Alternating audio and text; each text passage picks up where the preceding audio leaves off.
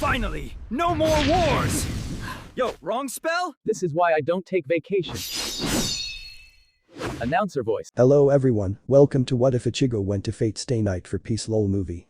Before we start, please go support Mugetsu01 for writing that awesome fanfic.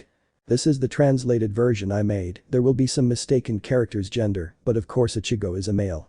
He could honestly say that the strangest things happened to him. At his young age, Ichigo Kurosaki had been through various situations in which a young man like him could only experience in a dream or a nightmare. Living a life after regaining his powers after having made the decision to give them up in order to finish off Aizen, he changes locations, seeking tranquility. How ridiculous. Someone like him would hardly have a peaceful life, much less if he ended up in a place like the one he ended up in. Now, 7 masters, 7 servants, and 1 city. The conditions for a holy grail war that will most likely be very frantic. Prologue. So you have summoned me, servant, berserker. I am the queen of the fairy kingdom of Britain who continues to curse pan-human history. If you have no problem with it, I will not hesitate to lend you my power as your servant. It is an immutable fact that I am a queen. That said, I expect you to work as my servant. Delicate, yet confident, gentle yet commanding, that was the kind of voice the woman calmly let out. An appearance that seemed like royalty itself, as she clearly stated in her words, a queen without a doubt. Her hair, entirely white and extremely long, fell elegantly down her back, tied at the back of her head with a black bow that contrasted perfectly. That along with a white blouse that covered her shoulders and arms, leaving a black dress with blue details to cover most of her sculpted body, clearly revealing its curves. She was beautiful and seemed calm, but the gun in her right hand said otherwise.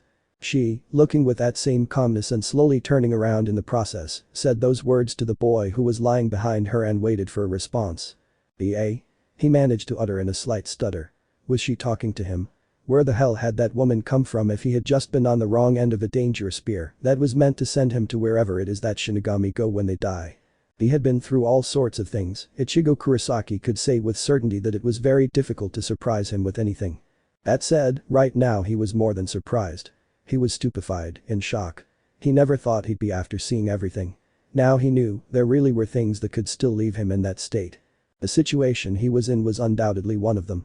Lying there on the ground, he watched in disbelief as he watched what had happened. All he remembers is seeing something light up in the room.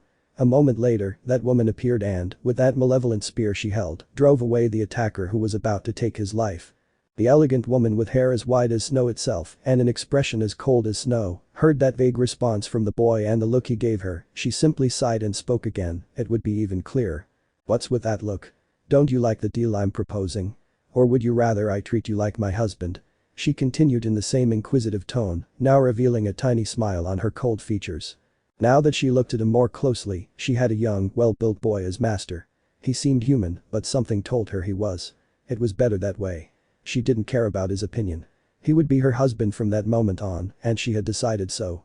She was a queen, after all. She took what she wanted, whenever she wanted it. Husband? What the hell? Ichigo thought, still in disbelief. Not only did he appear out of nowhere, but now he was saying things like that so casually. On the other hand, for Berserker there was no doubt that it was his master. The command seals marked on the back of his hand could be seen behind the torn fabric that should cover the glove, that in the connection he felt towards it.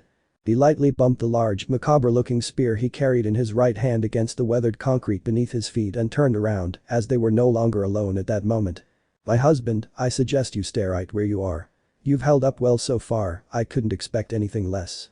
But now, I'll be the one to take charge of this matter," she warned. She remembered having instinctively chased an annoying vermin out of the place. The orange-haired man's condition wasn't the best. He'd been defending himself until she arrived, and that's why she'd congratulated him earlier. "Don't even think about it," Kurosaki quickly protested, leaning against Tensa's Zangetsu. He was being beaten, it was true, and it was obvious from the way he was. Blood was pouring from his head, and there were cuts on his arms, torso, and even face, and yet. "I'm going to keep fighting. Any problems?" he asked, breathing hard to catch the breath he'd lost in the previous battle. He was now in the second round. But someone disagreed. "Of course there's a problem. You're contradicting me. You should be a good husband and listen to what your queen says," the white-haired woman said with a little more seriousness. Ichigo felt his ears heat up as he heard her claim to be his queen. It didn't help that she said it so seriously. Apparently she had a screw or two out of place. But he was sure of one thing, she wasn't his enemy. So he hurried to stand right next to her, but looking away, "Stop talking to me like that. Let's get out of here, that guy is waiting, he recovered, now looking straight ahead, outside the small building. He walked ahead and left the place, all under the cold gaze of the evil queen. I listened to you for now, but we'll talk about this later. Now, I'll make whoever did this to you pay this very instant. Merely killing him would be nothing more than a mercy to him, the female berserker said coldly, tightening her grip on her world-ending spear, Rongaminiad, as she walked over to meet him as well. They stood side by side right at the exit. It was nighttime, the moon and stars were fully visible in that beautiful starry sky, a sight worth seeing at leisure, but of course, for Ichigo that night things hadn't been peaceful at all, and they wouldn't be yet. As they looked at each other, the woman carefully observed the place. A humble courtyard, the land was fairly spacious. In that courtyard, where they were now both observing analytically in search of a presumed enemy that the orange-haired man knew was still lurking, a third figure stood right at the edge of the residence, observing everything with absolute calm. I see. You certainly could have been a master with your capabilities, and I made the mistake of not finishing you off sooner. I didn't, and the consequence manifested right in front of me, he said, watching them from the shadows. Berserker and Ichigo heard that calm voice coming from the cause of the orange-haired man's degraded condition, who tensed slightly upon hearing and clearly seeing that man meters in front of him. The footsteps of leaving the shadow cast by the proximity of the structure behind him were heard, and with that, the subject's appearance was revealed in its entirety under the dim moonlight. Elegant and calm, but with a fierce and imposing appearance, as much as his own strength that made him something out of this world, a class apart. Full-body black armor with special attention paid to his limbs, apparently being covered in the finest gold, except for his chest in which a ruby seemed to be embedded, the man was covered in a kind of reddish fur floating behind him, as well as two plates apparently made of the same material as his armor levitating above his shoulders. He looked strong, and Ichigo had experienced firsthand how dangerous the spear in his hand was, after all he was very close to being impaled by it. But that same weapon that he carried in his right hand, Berserker immediately found his class, Lancer class servant. One of the two greatest heroes of Hindu mythology had been summoned to fight in that Holy Grail war as a Lancer, and on the second day he manifested, he was about to kill one of the servants of that war, until he realized that he was being watched by the boy in front of him. He gave up on finishing what he had started, knowing from his master that witnesses were not allowed, and the way to deal with them was clear. Death. It wasn't something he liked. As a heroic spirit, he didn't like such acts, but that act was something that had to be done, no matter what. He would obey his master and carry out his orders, even if he didn't like it. He was a servant after all, and he would act like one. For now, he hadn't been able to carry out that order, so his stay there would be extended. With a look not unlike Berserker's, he spoke. Now I will deal with that consequence myself. I will finish off the master and the servant in one fell swoop, he said with the same calmness, tightening his grip on his spear and with that, preparing to fight two opponents at the same time. You talk too much, Lancer. But you're right about one thing, you'll face the consequences of your actions, and I'll be the one to execute you, the blue-eyed woman replied coldly, planning to make him suffer. Interesting, make me regret it then, Berserker, provoked the more than skilled Lancer, pointing the dangerous tip of his spear towards the woman, issuing a more than clear challenge. He looked away from the servant to the person standing next to her. Kid, you're a master now, and if I had to eliminate you before, now I have to even more so. I suppose you'll be fighting alongside your servant. I'll have no problem facing both of you, he warned, more than confident in his strength. Of course I'll fight. We're not done with our fight, the Shinigami said, clearly annoyed, holding Tensa's Anjetsu tightly. But he still had something to add. But let's go somewhere else, there are too many people around to fight here, Ichigo proposed, seeing the ability of that guy, and that the woman at his side did not seem to be weak at all. If he added them to the equation, nothing was going to go well fighting in that place. Berserker said nothing to that, he did not care if he fought there or not, but if the boy wanted to change the location of the battle, he would not complain. Lancer seemed to think about it, and once he finished, he decided to answer. It's the most sensible thing to do. I won't object to changing battlefields, the servant agreed, knowing the boy was right. Somehow, in their encounter with the orange-haired man where he was about to take his life, they managed to keep a relatively low profile, since most of the fight was fought high above, keeping the battle on solid ground was not the best of actions. And now things had changed, a new servant had appeared, one who seemed very capable, keeping a low profile taking as a battlefield that part of the city that seemed so inhabited did not seem to be an option at all. Let it be north, to the outskirts of the city, follow me, Lancer instructed his two opponents, he leaped to the top of the wall at the farthest part of the residence, and with sheer speed disappeared from the scene. Master and servant remained expectant for a few seconds, at which point the woman with long, silky white hair began to walk slowly forward, still watching the direction in which the enemy servant had gone. Glancing slightly over her shoulder at the boy behind her, she was about to speak. Let's follow him, he's only moving his final resting place for the greater good, a kind act coming from someone who nearly killed you, my husband. Certainly paradoxical, but I suppose that's because this is a war for the Holy Grail. I understand his actions, but that doesn't erase his past actions. Lancer will die for my cause. The queen made her opinion on the matter clear and was willing to play along. Ichigo didn't know anything about what was happening. It all started that very night, no, even before then. Strange things had been happening in that city for a few days. Something felt off about the unexplained accidents that were occurring. He thought he knew the reason for these accidents, but that knowledge, being a witness to them, had apparently condemned him, and he had to be silenced. He tightened his grip on his Zanpakuto, still somewhat sore from the previous fight. He was truly almost completely outmatched, and this guy didn't seem to be going all out. If they wanted to silence him with death, he would defend himself and return the favor in kind. He looked up, a little bloody as the red liquid dried just above his right eye, and his gaze shifted to the woman standing a few feet away from him. He had absolutely nothing clear about her, so many doubts that there was no time to clarify them, as the Lancer was waiting, but he could be sure of one thing. That woman was on his side. Her mere appearance saved his life, her subsequent words, and her attitude toward any imminent danger toward him made that clear. With that in mind, he could only say one thing and do one thing. That's agreed upon, let's go and finish him off, Berserker. He was beating me up, but it takes more than this to back out of a fight, he said as he approached her. Zangetsu seemed to vibrate, eager to restart the fight. Ichigo knew that was probably the case. And Berserker was just as eager as ever, though she didn't show it at all. She wasn't someone passionate about battle. She used her strength to instill fear and terror in those who opposed her. However, perhaps even she had needed to vent her hatred against something in life without thinking of anything else. Simply fighting because she wanted to was a luxury she never got to experience. But now she was a servant and circumstances had changed and they were perfect for knowing that it was the kind of experience she knew nothing about. As she looked at the boy, their gazes met. The queen's ice-cold blue eyes met the orange-haired boy's determined ones. That look, coupled with his words, made it clear that he had no fear at all. On the contrary, now more than ever, he was willing to throw himself into danger alongside her.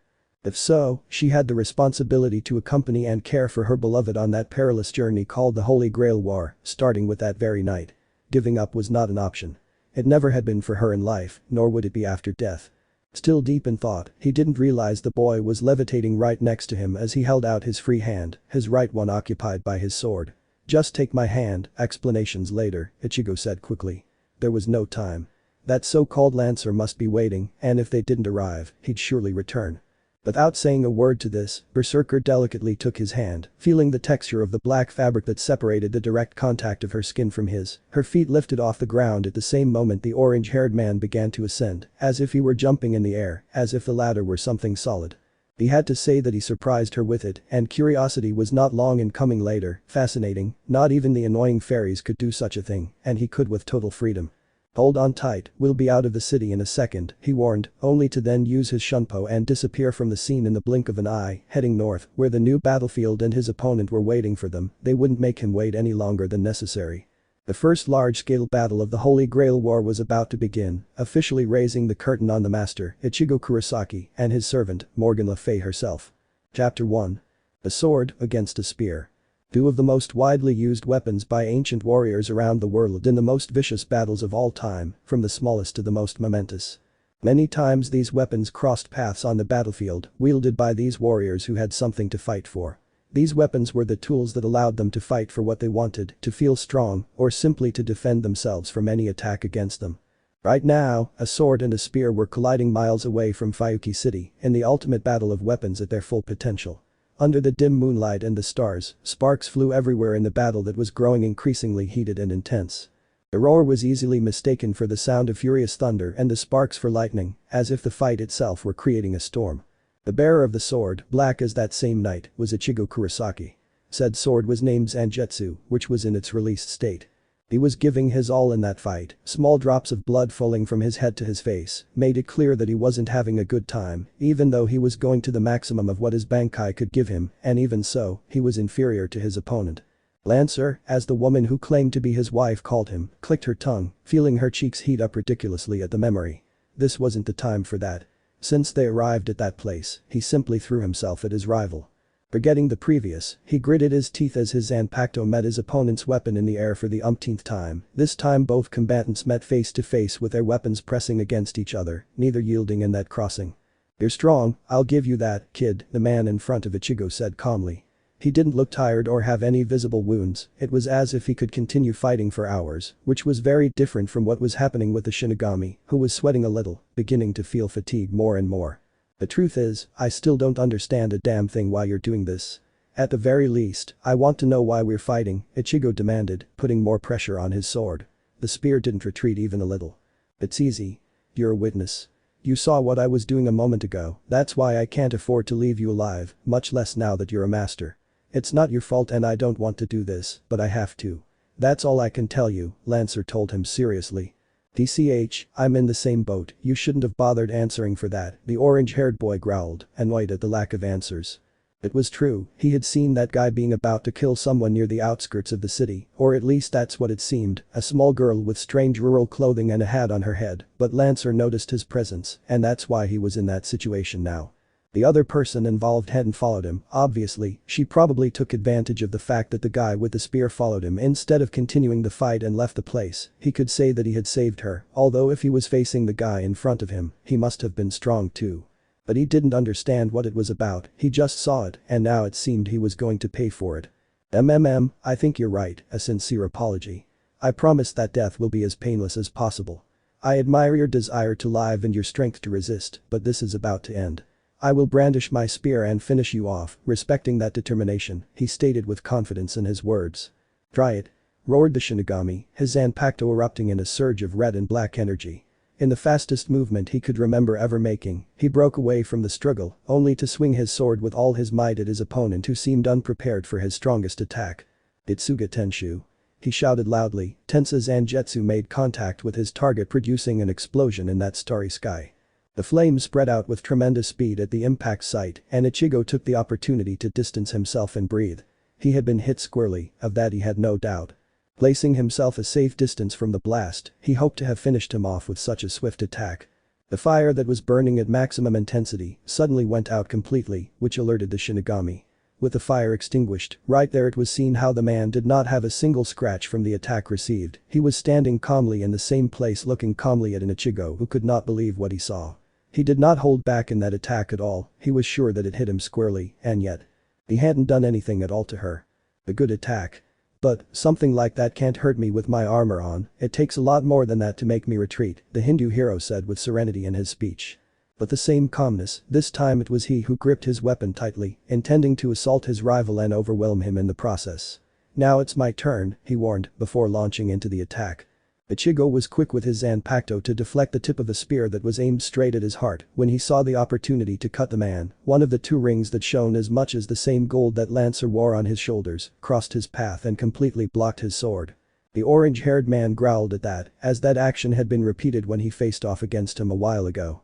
The white-haired man seemed to be untouchable for him because of those things, and when he finally managed to hit him with his strongest attack, it didn't do anything to him. He had everything uphill, he could only defend himself against a rival who saw everything coming. Furthermore, when he saw his sword being blocked, he received a kick to the stomach, and in pain, he had to dodge again the spear that was now heading for his face.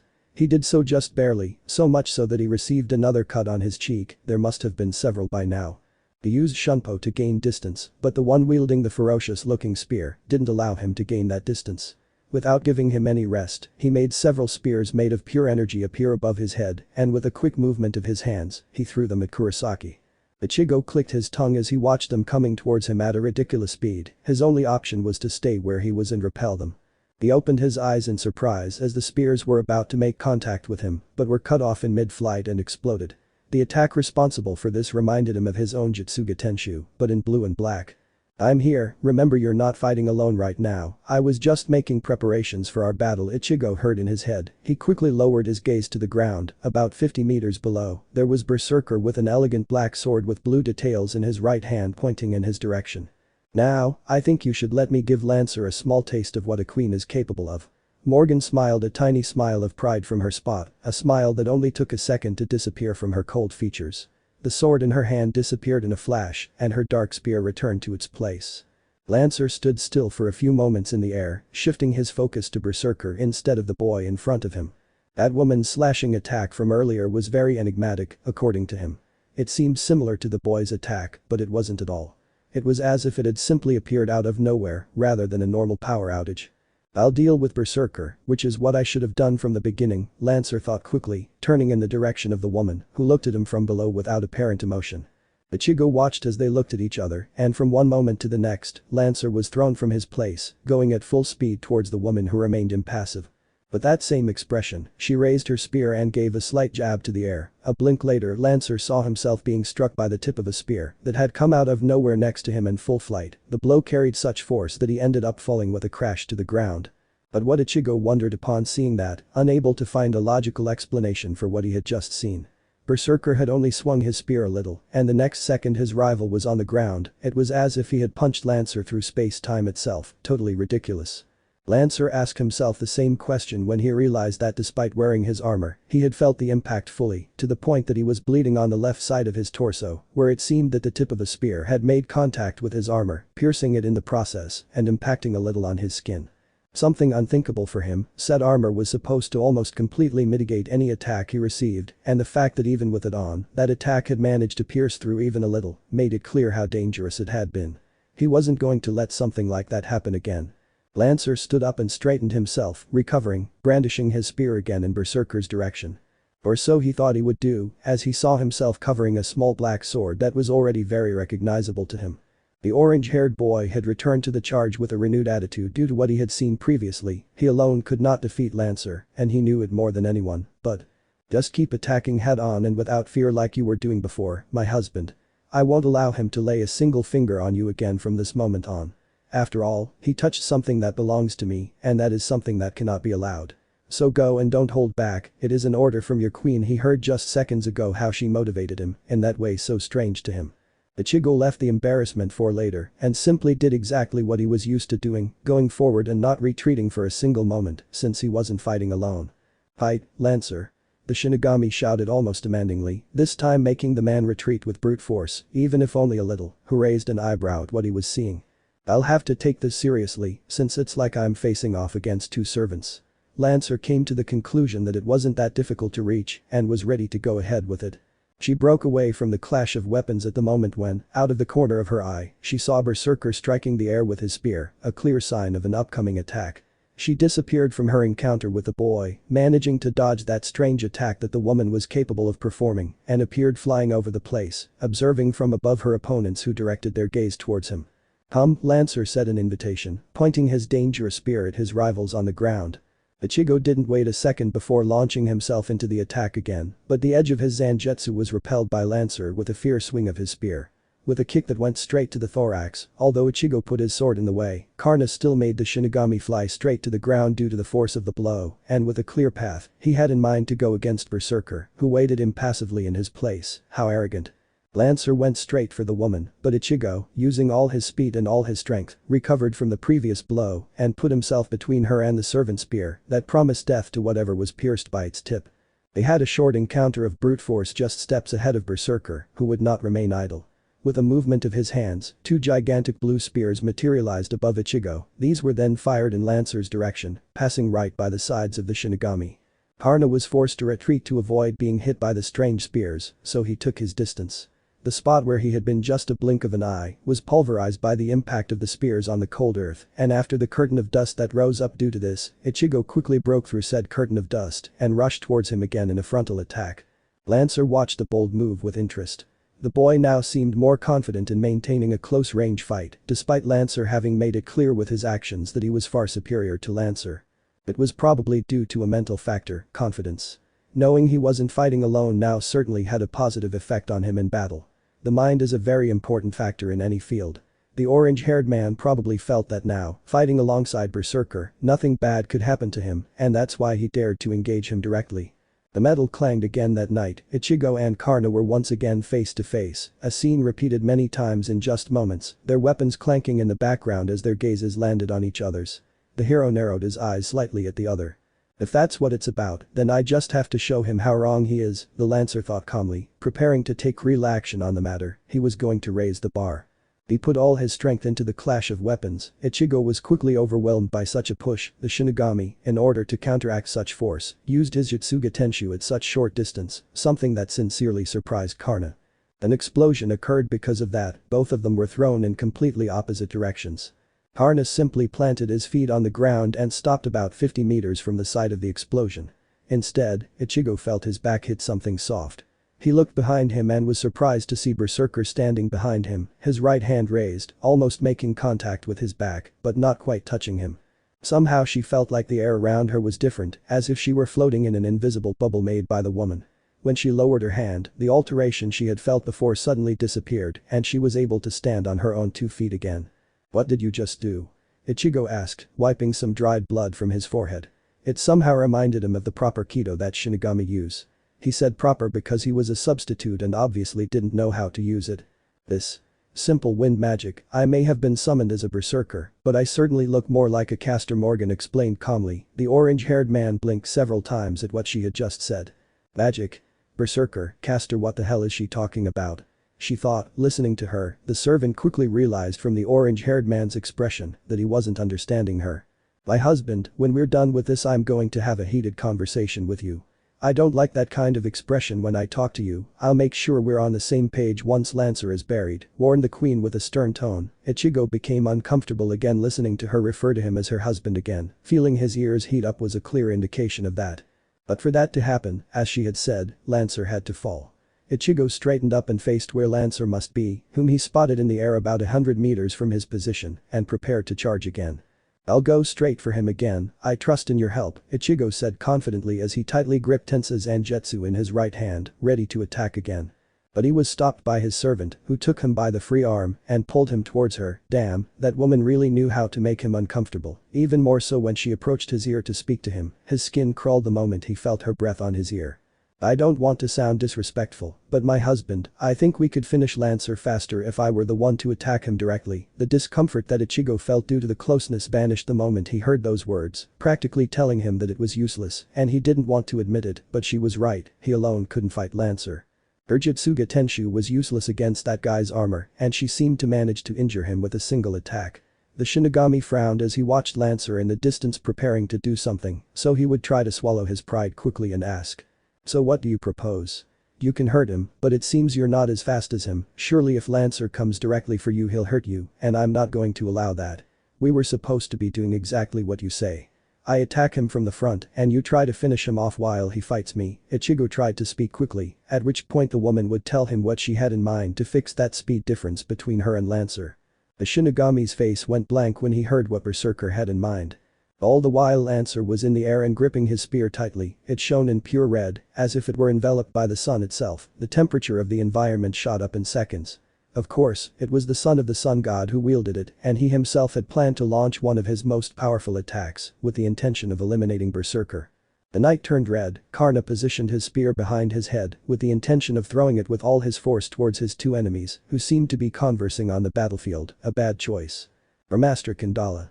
Karna exclaimed forcefully. The spear that now seemed to be red hot was thrown by him with an otherworldly force in the direction of the master and servant who realized his attack, but at that distance and how destructive it could be, it took points away from them when it came to thinking about what to do.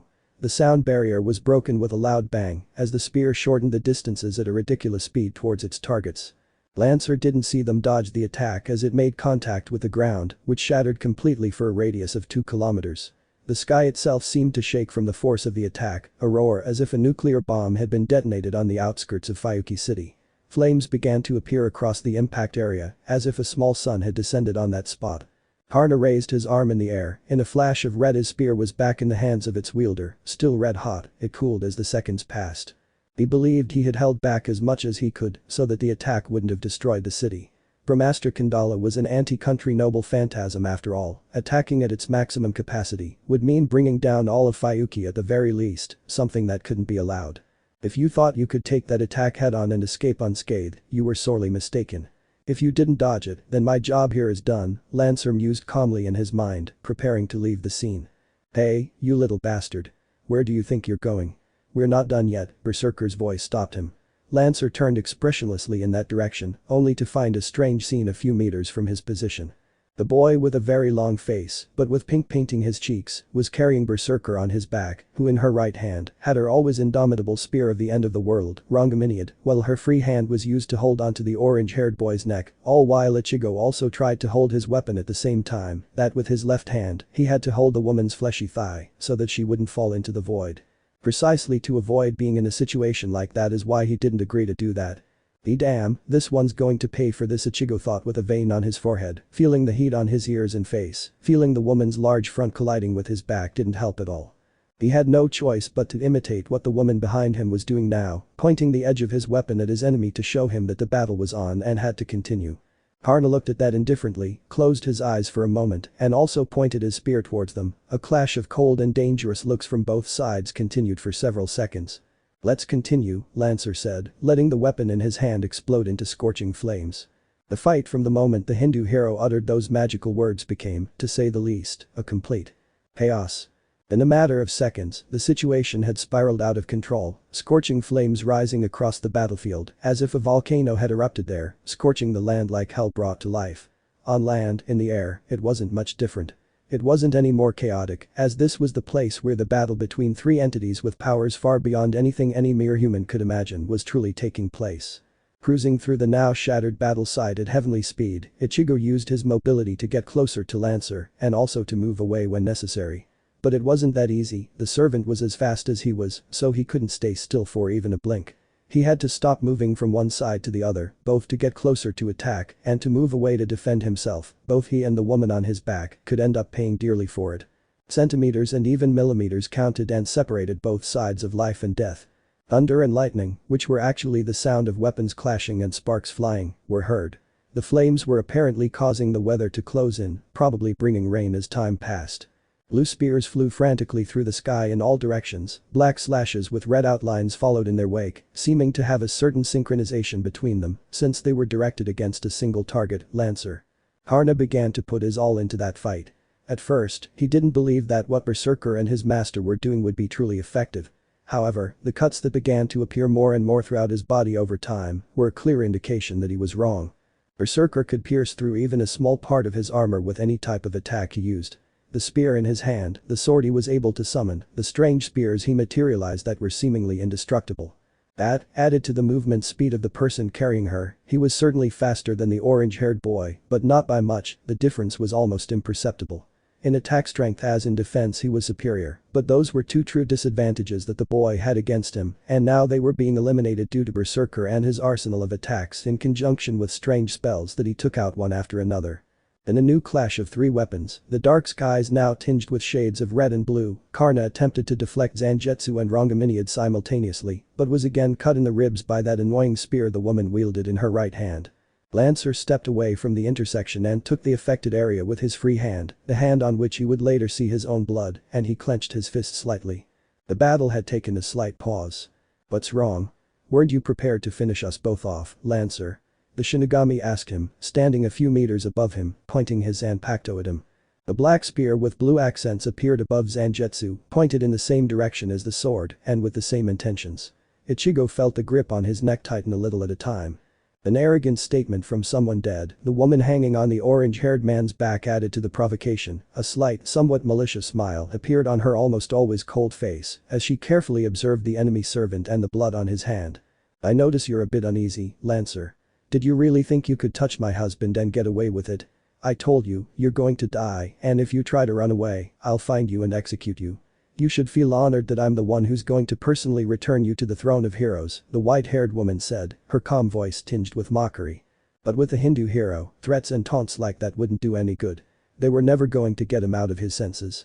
Karna knew Berserker was strong, probably much stronger than him.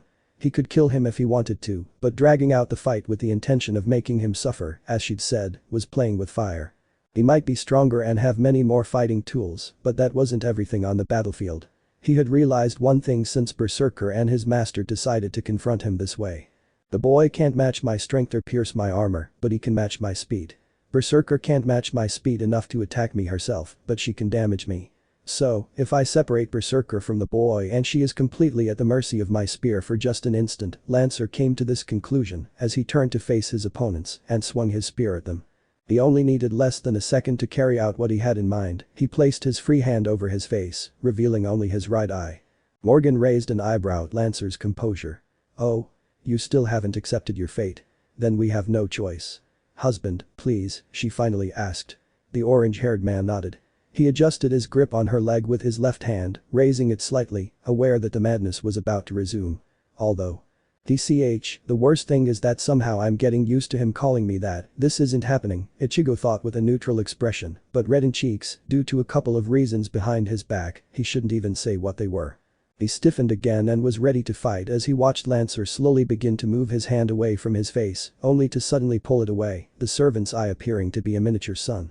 The beam came out of it at a ridiculous speed towards the master and servant pair. The orange-haired one placed his Zangetsu in the middle of the laser's trajectory, managing to prevent it from making contact with them. But, due to the force of it, he was being forced to violently retreat. Ichigo gritted his teeth trying to divert it to the side, to the sky or wherever. If they continued like this, they would end up back in Fuyuki. He was unable to deflect the lightning until Morgan also joined him with his spear to help him with that. In this way, they successfully deflected the attack towards the sky. It cut through the clouds that were forming in the heights, allowing the moon to be clearly seen. He sighed in relief when he saw it was over, only to lose said hard-earned relief the next second when Lancer wasn't where he should be, which alerted him. Too slow, Lancer's nearby voice froze him. When he turned around, Lancer was standing there inches away from him and his servant. He quickly came to the conclusion that the laser was nothing more than a distraction. Arna was quick to land a kick to Ichigo's ribs, sending him flying away, creating a few spears to send in his direction to keep him busy for a few seconds, all while simultaneously using his spear to try to put an end to the boy's troublesome servant, who refused to let it, and the blow that was supposed to be delivered to his heart was instead received by Rangaminiad in his hand. But he had achieved what he wanted. On one hand, Berserker was falling to the ground at his mercy, while on the other, the boy was far enough away that he didn't have enough time to try to get between him and the servant. Ichigo was flying backwards when he planted his feet in the air and stopped when he found two pairs of energy spears, similar to the ones at the beginning of the fight, only on a smaller scale, heading straight for him. He tightened his grip on Zangetsu, and with a Jutsuga Tenshu, he was able to disintegrate them all, but he didn't count on them exploding. His vision was blurred by the smoke. Flapping his sword he threw it to the side, only to see something there that didn't give him a good feeling. Lancer was plummeting towards Berserker at overwhelming speed, his spear out in front of him ready to impale her.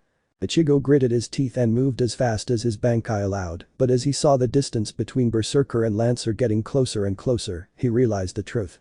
I wasn't going to be able to arrive on time. Morgan in his freefall saw how Lancer got closer and closer, even seeing the imminent danger. He kept his expression expressionless on his face and his blue eyes fixed on those of his enemy. The cold breeze whipping against her back, the same breeze wildly moving her white hair and dress, only seconds awaited her from the ground and even less time separated her from the tip of the servant's spear. But it was as if what was threatening her life was totally irrelevant to her, as if nothing were happening. She heard her master's distant cries, but she couldn't understand them. He sounded desperate. Should she share his feelings? Despite the situation she found herself in, she was so calm, so serene, just like her thoughts. Lancer planned this. He thinks if he takes me away from my master, he'll be able to kill me. On the contrary, by taking me away from him, he put the noose around his neck, the queen thought as she raised her free arm towards Lancer. Suddenly small black swords began to dance around her as she fell. About 15 meters from contact, Lancer watched the action questioningly. But that couldn't stop him. At most, it would slow him down for only a few tenths of a second, so it wouldn't do any good. He paid no attention and continued on his way. At about 10 meters, he realized that Berserker was still holding the sword spinning around her and his left arm raised towards him with his palm open, but they suddenly stopped dead. The woman's completely cold face, combined with the strange behavior of the swords, made him hesitate a little as to whether or not he should continue with his attack. The wrong decision in just milliseconds could mean victory or absolute defeat, but he chose to continue his assault. Bad choice. And the evil queen planned to let him know with words and deeds. Lancer, your armor is a real problem. Even the attacks from my indomitable lance Rangaminiad haven't been able to pierce its exterior with the ease they should have. I'll give you that. But. She trailed off, only for her voice to trail off in a terrifying way. She would reveal what she had in mind, and she wouldn't have time to try to prevent the inevitable. What about attacks coming from the inside? She asked maliciously. She clenched her left hand into a tight fist at a distance of 6 meters from Lancer. The servant opened her eyes as she saw the sword surrounding her being shot towards herself, but were swallowed by small portals that appeared in her body.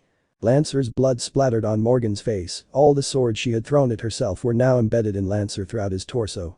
There were about 6 swords, all piercing Lancer from the inside to the outside of his body, without him being able to do anything. Blood emerged from his mouth uncontrollably, and now it was him who fell uncontrollably into the void.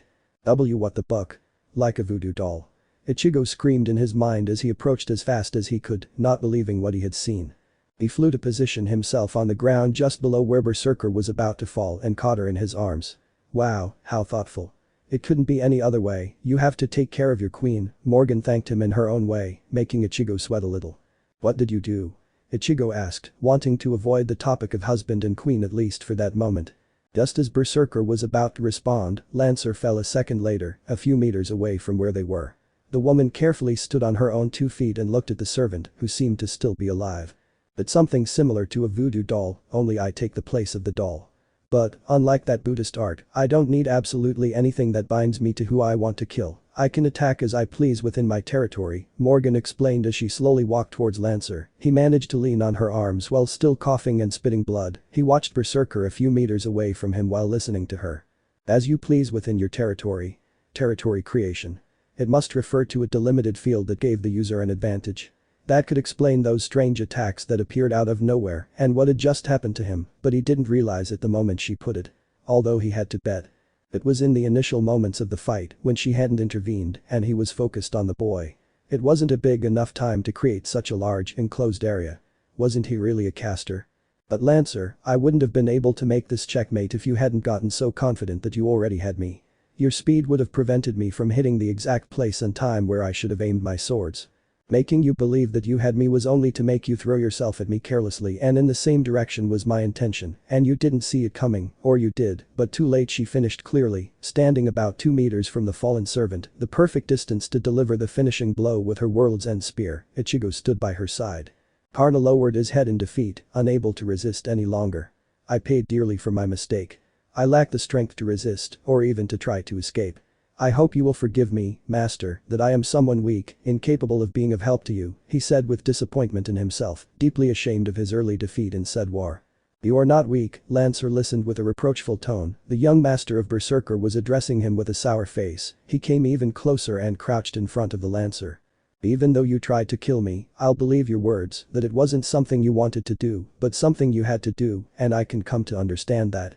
Lancer, you're not weak, you're one of the strongest people I've ever faced. If I had faced you alone I wouldn't be standing here, telling you this. So raise your head, idiot, if you're going to die, do it with pride, and not shame, the orange-haired one scolded him. Lancer opened his eyes slightly at the words he had dedicated to him, despite everything. Karna let a faint smile spread across his tired face.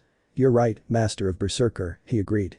Morgan was ready to deliver the finishing blow as soon as Ichigo stepped aside, but everything was interrupted when the sky above them lit up completely white and suddenly thousands of projectiles began to fall in a radius of about 50 meters around them. Ichigo, having observed that, took Berserker and moved away by means of Shunpo from the hellish rain that was lashing the place where they were before. What is this? Has someone else appeared? The Shinigami thought as he appeared with Morgan out of range of the projectiles. Surely another servant, I'll finish him off too. She didn't hesitate in what she was going to do. The more vermin that appeared, the more she would have to eliminate. Morgan turned her gaze to the orange-haired man and found clear annoyance on his face. Is something wrong, my husband? Surely that attack finished Lancer off completely, he replied with contained anger, watching as the dangerous rain slowly subsided. That wasn't the end he should have had, killed by someone he probably didn't even know, and being vulnerable. He could bet that guy was someone proud. Surely if he was going to die, he would have expected Berserker to be the one to end his life, since he had faced her and lost. Morgan didn't say anything to what he had said, although she had a similar thought running through her mind. She didn't feel empathy or pity, nor was she interested in other people's pain, but she had to say that it bothered her a little that Lancer had perished that way instead of dying because of her, as she had said. That was what bothered her, that it hadn't happened the way she had dictated it would. That's why, whoever had interfered, had and would die. When the attack coming from the skies calmed down, Morgan and Ichigo turned their gaze to where Lancer should be lying, and there they found. Nothing had happened to him. Right where he was, no projectile had fallen, the ground was completely destroyed everywhere, except where the servant was. Then suddenly, a new figure appeared out of nowhere with absurd speed. He stood right in front of Karna, as if protecting him. He had a somewhat evil smile on his face and an elegant bow in his hand. Ichigo had never seen him before, but his clothing, why was it so familiar? How dare you let yourself be defeated by someone other than me? I won't let you die. If someone is going to kill you. The new presence began to speak with some annoyance and even anxiety. It was clear that he was trying to calm down, or failing that, restrain himself from doing anything. The cloak behind him billowed in the night breeze as he took an arrow in his hand, preparing to knock it to his bow and fight. Then that'll be me, Karna. Chapter 2. 2 days before. She was warned. Rin Tosaka knew that she had to summon her servant in order to participate in the Holy Grail war she had been waiting for. That man she disliked so much had reminded her what she should and had to do. Ridiculous, she didn't need to be told what to do, since she knew better than anyone. For nothing in the world was she going to miss that big date. And the moment had come when the war would practically be decided for her.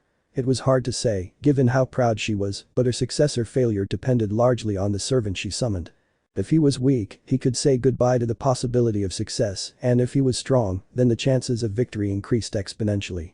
By this point in the game, there were only 2 open classes left. Berserker and Saber. For her, the decision about which class she wanted over Berserker and all the others was Saber.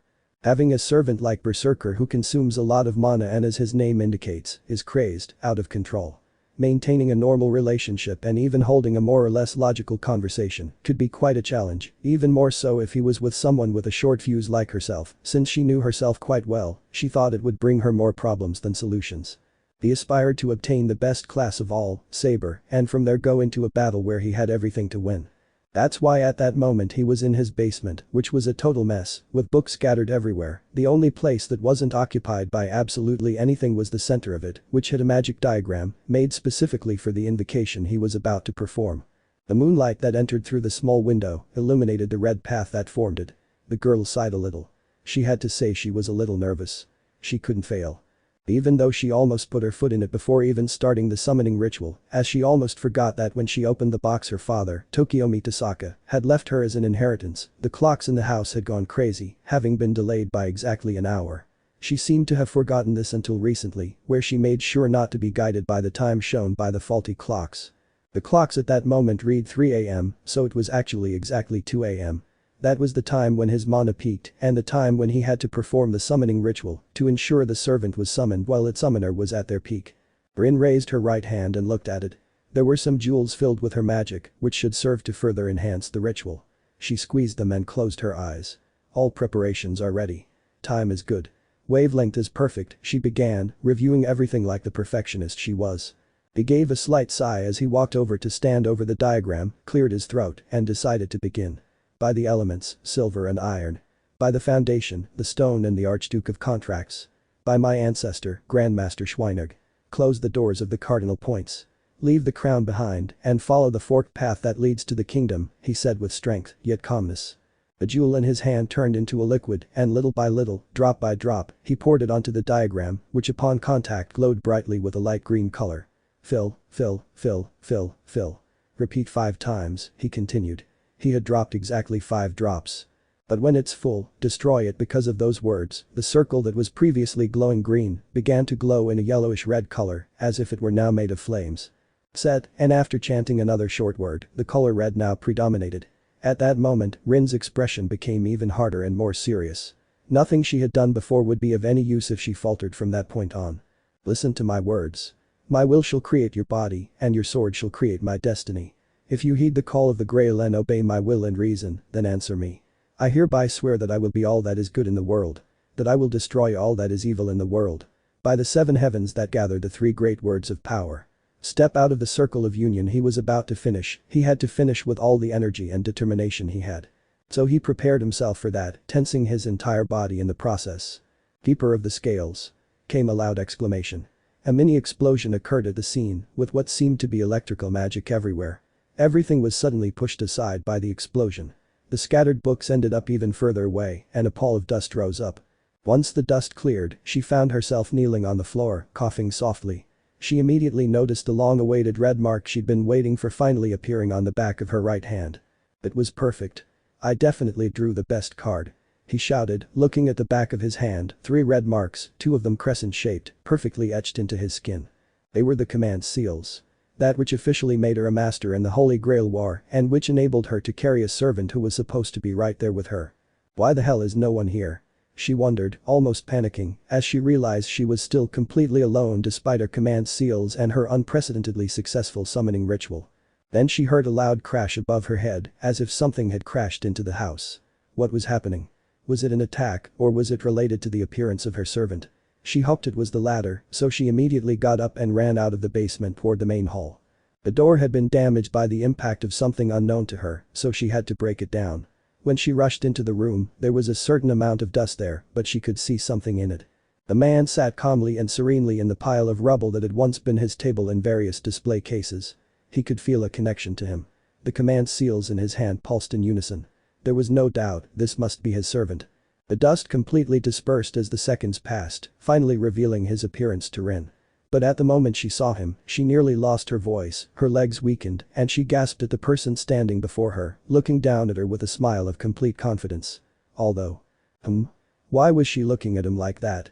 Was there something wrong with her face? Had she made too much of an entrance?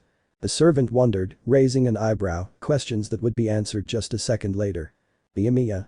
She managed to article, observing the hair as the reddish hair was seen. Finally she dropped to her knees before who was in front of her.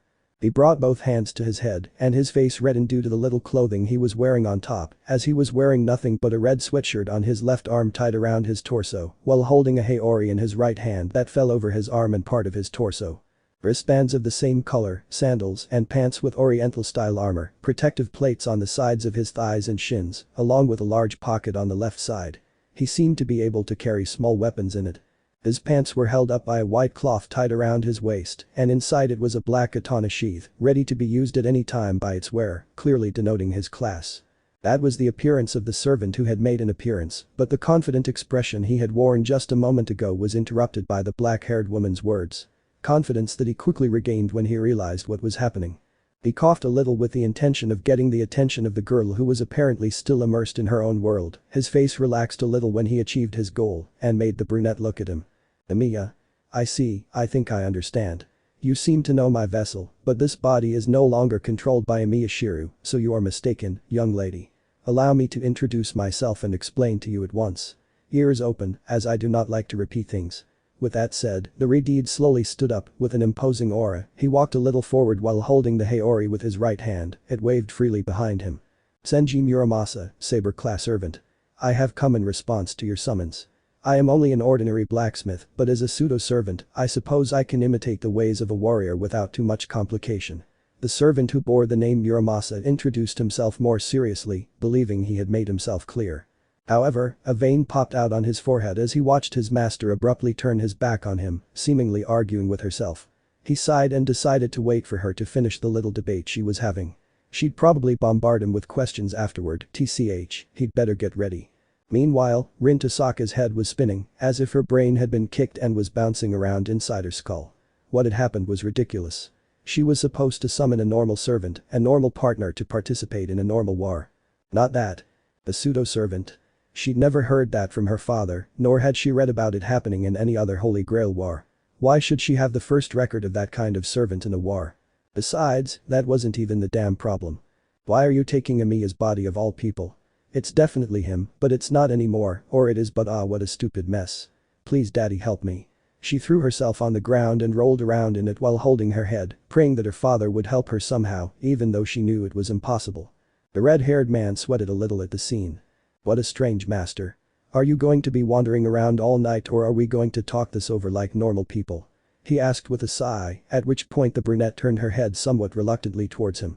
It can't be, I can't concentrate, Rin thought, observing in detail the face of the one who claimed to be her servant. The red hair and the voice didn't help at all. And yet, she knew it wasn't him, not only because he'd obviously already told her what he was, but also because his attitude, tone of voice, and actions were different. It still seemed strange to her that at the same time she was sure it wasn't Emiya, she felt like he was. Something inexplicable, something that sounded ridiculous, but it was what she felt. The red color returned to her cheeks as she observed the exposed part of the servant's torso. She looked away and decided to start, or try to start, a halfway decent conversation, but it would be somewhere else. Follow me, she invited him to leave what remained of the room. He nodded slightly and joined her without protest. They eventually reached another, much smaller room on the second floor of the house. It appeared to be an office, but it was dark, as only the moonlight illuminated the room. The brunette sat down while he stood near a small shelf of books. First things first, you claim to be a pseudo-servant, right? What exactly is that? I've never heard of anything like that, he asked, regaining his composure after a few seconds. Muramasa simply watched her, then sat down in the chair opposite her, a small table the only thing separating them. I am. A pseudo-servant is when a heroic spirit possesses a mortal body in order to manifest. But what's happening is because I'm not actually a hero. Aren't you a hero? She didn't understand, so her agile mind began to work. Senji Muramasa, wait, the founder of the swordsmanship school that created the sharpest katana of the Sengoku era? The black-haired girl asked, widening her eyes. The servant revealed a confident smile. Wow, it seems you're smarter than I thought. You're right, I am the one who founded that swordsmanship school that bore my own name. But that's exactly what I mean when I say that I'm not a hero, he concluded. She had already understood what he meant. If she knew who he was, then she could know why he said those words. You have no feats that make you a heroic spirit, you are not a hero, nor did you mark any point in history in a great way apart from being a blacksmith who made weapons for the war against the Tokugawa shogunate, Rin stated. He nodded while resting his arms on his legs and joining his hands in front of him thoughtfully. Exactly. I'm not a heroic spirit, nor a candidate for one. I didn't do anything in life to become one other than craft the best swords I could. I'm more like a wandering ghost who needed a body to manifest. The question you're probably asking yourself is the same one I'm asking myself. Why in the body of this boy, Imiyashiru? He left the question, both for himself and for Rin, he was going to continue with the matter. The only conclusion I can come to is that we are very similar in both body and mind. Even her magic circuits perfectly fit my needs as a servant. Perhaps she could be some sort of descendant of mine, but that would be too much speculation, which I'd rather not indulge in. He dismissed his own thoughts, only to make room for what he truly believed to be important. Rin had noticed something in what he had said, however she decided to save it for another time, since the blacksmith was about to continue with his work. What matters now is that I'm here, I'm your servant, and I will dedicate all my swords in pursuit of your victory. Something like the Grail sounds interesting, I'd like to see what kind of craft it is when we win this, he concluded, recovering his relaxed and confident countenance, standing up and walking towards his master, who was already calmer after the explanation. Muramasa walked to stand right in front of her and extended his hand. As I said, I'm a blacksmith, not a warrior, but I'm not indifferent to fighting. I won't have a problem with that, I suppose you won't either. So let's do this, young lady, he concluded confidently, but the girl still felt a great deal of hesitation. I have one last question, he said quietly, looking at Muramasa's hand, which he withdrew, since she apparently hadn't made up her mind yet. There was no choice but to wait for her decision. That decision would surely depend on her answer to the question he would pose next. So be it. Shoot, what is it? The blacksmith watched from above as she looked up, and for the first time, she looked him straight in the eyes. The vessel you are using, Imiyashiru, can it be damaged if you participate in the war? He asked, his blue eyes fixed on the golden ones of the pseudo-servant. So that was what it was about, of course, that must be the most important thing for the girl. And he had to be honest. He could be harmed, since despite possessing him, this body still belongs to him. I'm not a spirit like a normal servant. I'm flesh and blood. But I don't intend to allow him to be harmed in any way. I, more than anyone, would feel guilty if something happened to him. After all, it's not his fault, he mused calmly, raising his gaze to the ceiling. When he looked down, he noticed the black-haired girl's hesitation. He would continue to help her. I understand that you may have doubts about fighting, because now the question is that someone you know is involved, but I will tell you this. Imiyashiru and Senji Muramasa are now one and the same person, like a 50-50ths of each one that forms 100% a person who is neither Shiru nor Muramasa, but a new personality that mixes both of them. So, I'm sure that when I tell you this, it is something that he would also say. He took a breath and prepared to continue. He was going to say exactly what was going through his mind, and she would be the one to judge whether he listened or not. Keep fighting, because it's what you want to do, for your goal, and I want to fight, because I want to help you achieve your goal, your objective. I'm a somewhat foolish old man, so I don't think I'll change my mind about this. Master, make your decision, whatever it is I will respect it, Muramasa told him, calmly closing his eyes. Rin remained silent for about a full minute, engaged in another internal debate with herself. Those sincere words, if she thought about it, were as if they had come from Emiya himself, literally from his mouth. Simply wanting to help because he wanted to. She was confused, still not fully understanding, but still. A debate in which she came to a conclusion she believed was selfish, accepting something she shouldn't, and dragging someone down with her. She would believe him and his words, even if it was Emiya or Muramasa, or both at the same time. Rin raised her hand somewhat shyly towards Muramasa, who raised an eyebrow at the action, something she noticed and was quick to speak. I think it's better if you call me Tasaka, even though I know you're not him, it's still awkward hearing his voice. Will you call me Master Saber, she said, looking away. Muramasa quickly took her hand and squeezed it firmly. So be it, Tasaka. Then with this, the contract between master and servant is completely sealed. Consider this a work contract, and I am a perfectionist when it comes to my work. I will wield my swords to enforce it no matter what, of that rest assured. As long as you make sure you don't get hurt, the girl reminded him. That too, I almost forgot, he replied, laughing somewhat nervously. The handshake ended, at which point the mage turned and began walking out of the dark room with a slight frown. Rin Tasaka certainly thought she was smarter than that. It could be that idiocy is contagious.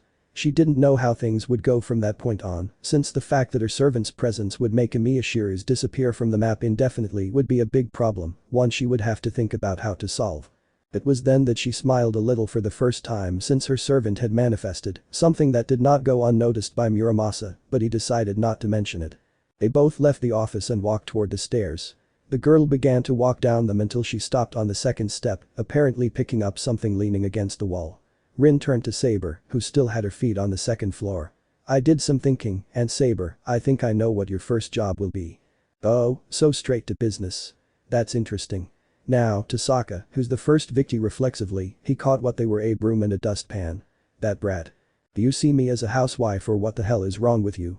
The blacksmith asked with a twitch in his eye, which made the brunette laugh slightly. No, but a servant would. You have to learn that if you make a mess, you clean it up yourself. Remember how you left the room, he reminded her. It was true, he had reduced the room to nothing but trash when he was summoned. I think you're right. Since I used to clean my smithy whenever I finished forging a sword, I guess this is nothing.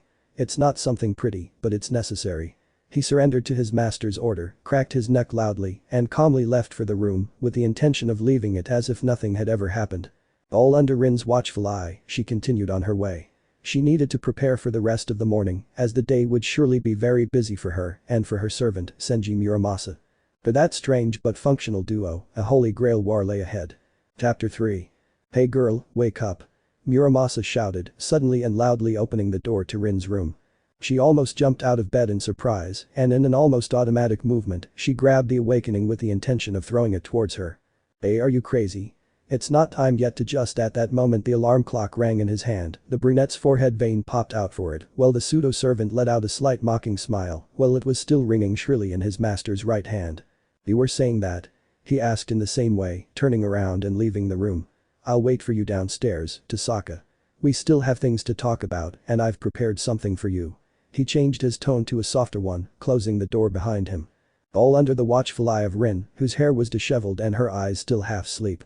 When she grew tired of the annoying sound of the alarm clock, she slammed it against the floor, but it didn't stop ringing.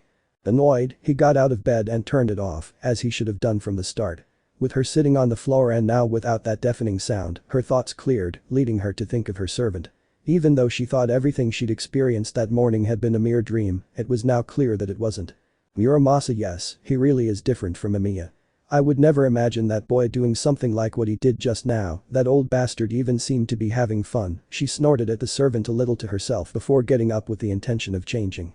In a few minutes he was completely ready with his school uniform and his usual red coat. In that way he went down to the first floor of his house, and as he did so, a totally exquisite stench invaded his sense of smell, coming from the main room.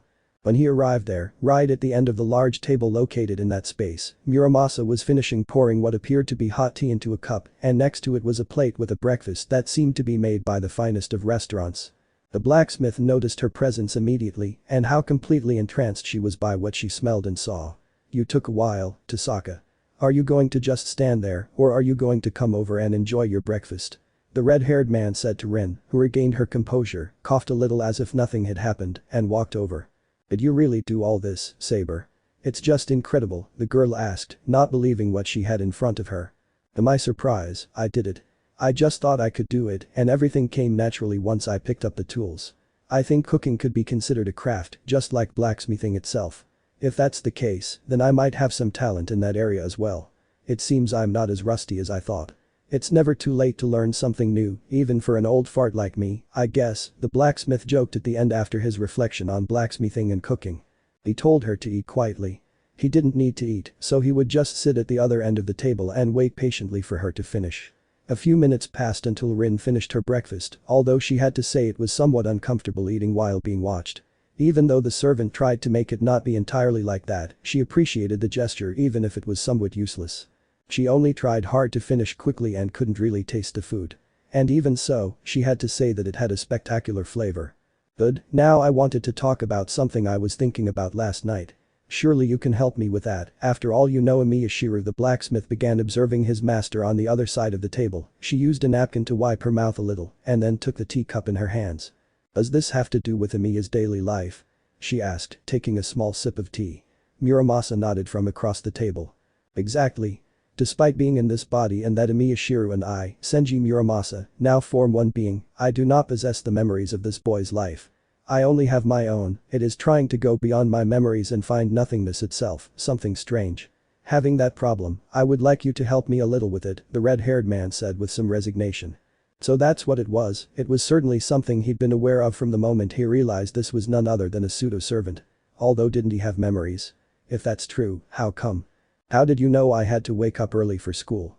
You even set the alarm clock early, she asked strangely, watching the servant put a hand to his chin, apparently thinking about what he was going to say. Rin watched as he frowned. I don't know, it was something I just knew. Or maybe it's like a habit inherited from this body. You know, something you know you have to do automatically, like a habit. Surely something like that happened when I cooked, I already knew what I had to do. In this case, since the one who would go to school obviously wouldn't be me, I assumed that you had to go, he said, the explanation he could come up with. Rin came to understand it was just as he said, habits engraved deep in the brain of his vessel. Surely if he found himself in situations that Amiya usually found himself in, he would know how to react accordingly, since it was as if he had done it before, even when it wasn't the case, a kind of deja vu, something like that must feel strange. Good. So, what do you want to know? It's not like Amiya and I were that close or anything, we were more like acquaintances, saying hello when we saw each other and all, so I'll help you as much as I can. If you're okay with that, then I'm listening, Muramasa. She readied herself and he prepared to begin. I'm fine with that. At least there's one thing for sure regarding this strange situation, and that you also surely already know. I don't have the ease that other servants have of being able to pass into my spiritual state for obvious reasons, that makes things difficult. That's why I want to know what kind of boy Miyashiro is, his friends and people close to him. The fact that I can't pass into my spiritual form makes everything complicated. I could try to keep up the Amiya facade so as not to cause unnecessary problems. Since I don't think it's normal for a boy to literally disappear overnight, the servant made it clear from his place. The girl laughed in her mind at his words, not because they were funny or anything like that, since it was a problem. Only that he was taking it even more seriously than she was, which made her happy. You've been thinking about it, Rin joked, taking another sip of her tea. He was a good guy, after all. He cared not only about his vessel, but also about the people related to him and how they would react. That put her at ease. The blacksmith was slightly embarrassed by her comment and the way she'd blurted it out. TCH, what could I do? I know the conditions aren't normal in my case, and I'm not so heartless as to pretend nothing's happening. I simply couldn't look the other way. My conscience wouldn't let me, he clarified, somewhat annoyed by his current situation. Anyway, I want to know what kind of boy Miyashiro is in his day-to-day life and how different I am from him. I know I said that basically we are not that different, but as you see we are not the same either, and since I cannot access a spiritual state, there will surely be situations where I will have to deal with people who know him, so I will try to be prepared, even if it is a lie, it would be a necessary one, he made clear. Letting himself fall into the back of the large chair behind him, waiting for an answer to his question. Okay, wait a moment, the brunette said as she closed her eyes to think a little about what she was going to say to the servant. Memories of the red-haired boy began to pass through her mind, starting with that afternoon at sunset, where she had first seen that foolish idiot trying to jump the bar and failing. She remembered being overjoyed when she finally achieved it one afternoon, as if she had done it herself. It was probably just as she said. She hated seeing someone struggle without any reward. She didn't know him at all, she wasn't close to him, but she had been watching him for a long time, it was impossible for her not to do so, due to Miyashiro's extreme need to help others. Always attentive, always willing to help and do things no one else wanted, and always with a smile on his face. He didn't mind the teasing, he didn't care what people thought of him and his strange ways.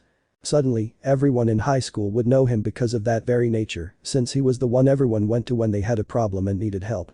Even if it was just to use and take advantage of him, Emiya knew it and still agreed. Rin could tell he must have realized this. Only two options crossed her mind when she realized this. Or she was a very good person, too good she would say. Or he had a problem. Years passed and things continued their course. They greeted each other politely when they saw each other, but nothing more. Still, she thought she was sure of what Muramasa was about to say to the pseudo-servant possessing the boy's body. She sighed softly and prepared herself, with a smile on her face, before she spoke. To start with, the first difference I see between you and Emiya is that you are rude, he said calmly. The blacksmith raised an eyebrow at this. Rude? Don't bother me, I made you breakfast, little girl, the servant argued with a grimace of annoyance. That's another one, it's strange to hear you call me little girl when physically we are the same age. I suppose it's a typical tick of a decrepit old man like you, but remember that when you talk to people my age, please don't say it, it will avoid misunderstandings, she continued to hers. The red-haired one looked away. DCH, I understand, but the decrepit old man thing was unnecessary, I still know what I'm doing. Still. She mocked. Asaka, I politely tell you to go to hell, he shrugged his shoulders as he said that. Much better, it seems you're learning, the black-haired woman said ironically, while rolling her eyes a little. But more seriously, Muramasa, in attitude you seem much more aggressive and rustic than Emiya is, it makes me a little funny to think that he could be like you when he gets older. Another thing is that you have more confidence in yourself and for some strange reason the face of naivety that he had has disappeared. Oh, I forgot that you are a grump, certainly an old man Rin was saying to the servant who listened attentively, but something of what she said alerted him. So you're telling me I have to have less confidence in myself? I don't know how to do that. Also, how the hell do I fix my face? I literally have his face, don't buck with me. This is great, I'll try to do what I can, the blacksmith sighed at what he heard. Perhaps it would be more difficult than he thought. Don't get ahead of yourself. That would fix itself if you were a little nicer and didn't have such a tense face. It's not a problem, really. One thing you do have in common with him is that you always want to help and care about others, don't you? She asked now, the red-haired man settling into his place. I don't like to boast, but you're right. That's what I said last night when you summoned me, and I meant it completely, and deep down I knew it was also something my vessel wanted to tell you, and I also know that right now he wants to protect you. Muramasa looked at her directly as he said that, and she didn't miss the way she shuddered when she heard him. The feeling is mutual. You want to protect him and he wants to protect you, it's not like you and him, he smiled mischievously at what was going through his mind. Rin choked slightly on the little bit of tea she had left at this, and the pseudo-servant's smile widened even further. Am I right? He crossed his arms smugly. Shut up, she stood up from the table and left, taking the plate, utensils, and cup she'd used with her. Muramasa thought he saw her face as red as her hair. Interesting, he thought he'd found something to annoy his master with. It'll be fun, he said, taking his hyeri in his right hand and standing up from the table. They still had things to do. Their conversation wasn't over yet.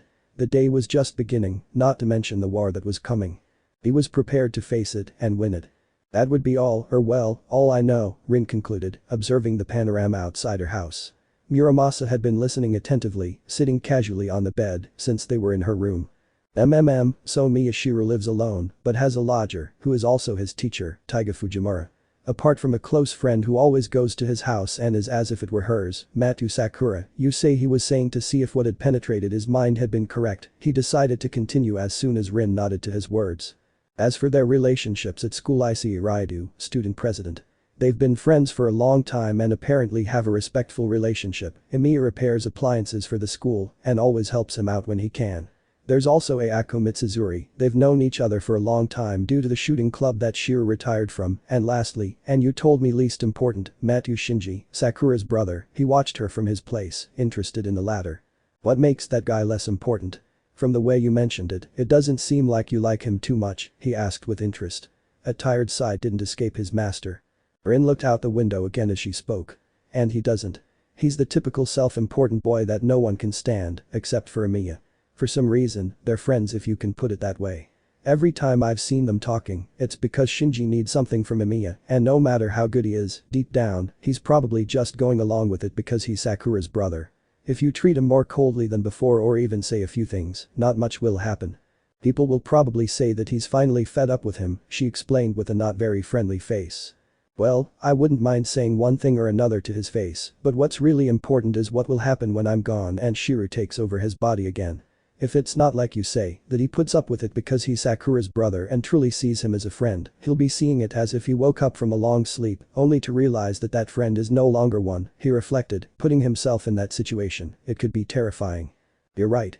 I was careless with my words, and the bad vibe I have with that boy got the better of me.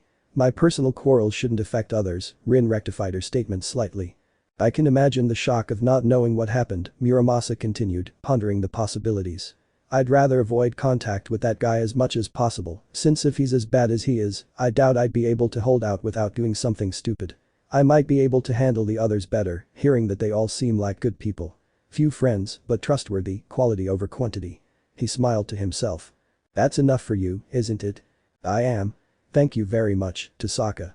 Now I guess we'll do as you said. The blacksmith moved on to another point they had discussed before starting Rin's briefing. That's right, you'll write a letter, and I'll go drop it off at Amiya's house, and while you're at it, grab some normal clothes.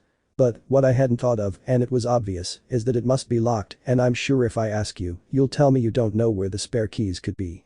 You're absolutely right. I have no idea. For some reason, Muramasa sounded proud of that, as if it were some kind of prank on his part. The girl sighed at that, but it didn't affect her. Well, then you'll have to come with me.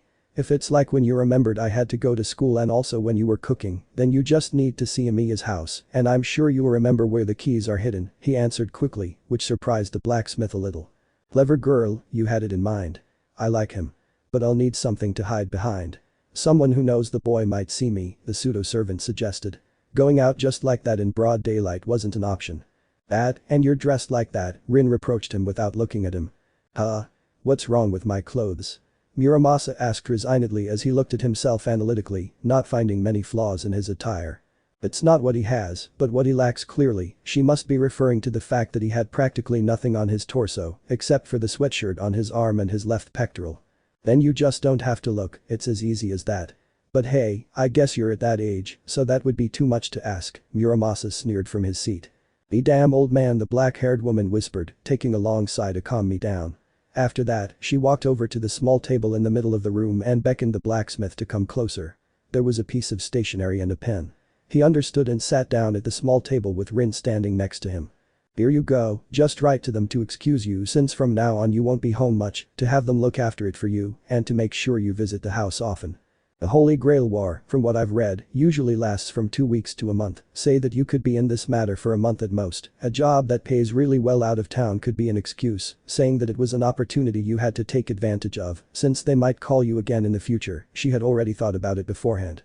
What should make the difference should be the visits. If she didn't make them, they would surely worry and think that what the letter said was a lie.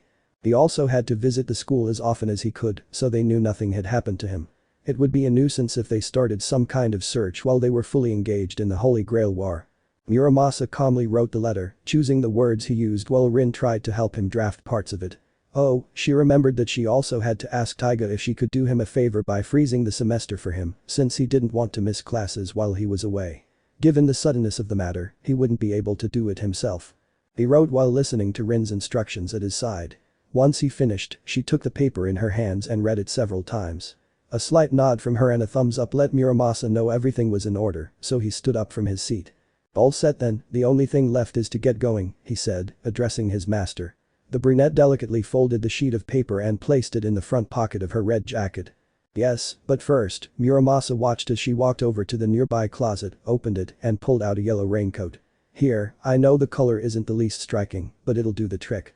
I doubt anyone you know will be out on the streets at this time, but it's better to be safe than sorry and avoid people thinking you're cosplaying, she joked a little with the last part. The blacksmith just fell silent, holding the raincoat in slight annoyance. He placed it over his haori, completely covering his figure. Finally, he covered his most distinctive feature with a hood. His hair. So, does it work? He asked, examining himself a bit, even hiding his arms beneath the plastic. He believed it worked. It's working very well. Now we can go, Saber. Please follow me closely. This is also a chance for you to get to know part of the city. At night, we'll take a more in-depth look around. We might even have our first fight, she warned, turning around and heading for the door. Muramasa smiled under the plastic after those words. I'll be looking forward to it, he said as he began to follow her. In a moment, they were walking through the streets of Fuyuki City. The pseudo-servant noticed how she slightly caught people's attention because of what she was wearing, but she assumed it was somehow unavoidable. She believed she would attract more attention if she went barefaced. People might even think he was someone very suspicious, walking around with that on in broad daylight, but the fact that he was walking with a girl next to him calmly would surely make them dismiss that idea and let it go, just thinking he was someone strange. Advantages and disadvantages at the same time, and a very big one was the heat that damn thing gave him on top of him. He might be used to the feeling of fire being near it due to forging swords, but it was still somewhat annoying. Thinking that he would have to use that almost every time he went out didn't make him very happy, but hey, he would have to put up with it. He knew it was something necessary. As the minutes passed, they stopped in front of the entrance of a rather large residence. "I assume this is my house, right?" Muramasa asked, looking at the house a few feet away. "You assume correctly. Let's get closer, you must remember where the copy of the key is." Rin went ahead and the servant followed her, both of them stood in front of the door of the house. Muramasa raised an eyebrow as he realized something. "Now that I think about it. If you're supposed to only know the boy from afar, how do you even know where he lives?" "They told me so." "Liar." "Hey, just look for the key and don't bother us." "Stalker." "By the power granted to me by this command seal, I." Okay, alright.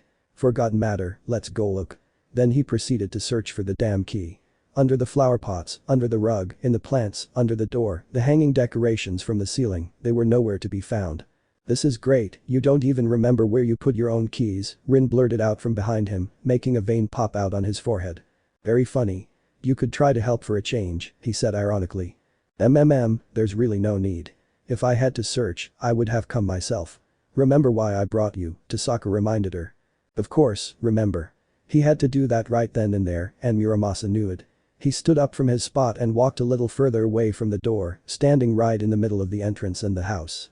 Right there, he closed his eyes. Rin raised an eyebrow at that action, though she thought she understood what he was trying to do. Habits. The blacksmith had already experienced the habits of his vessel's body in a short time. Creating a context that would activate that part of his brain designated for habits was his intention. What he was doing was nothing more than the act of repetition. How many times had Miyashiro made that short journey from the entrance to his door? It was surely many. It was like finding a stream of fleeting memories and letting himself be carried away. Opening his eyes slightly, he began to walk slowly toward the door, almost feeling like he was on autopilot.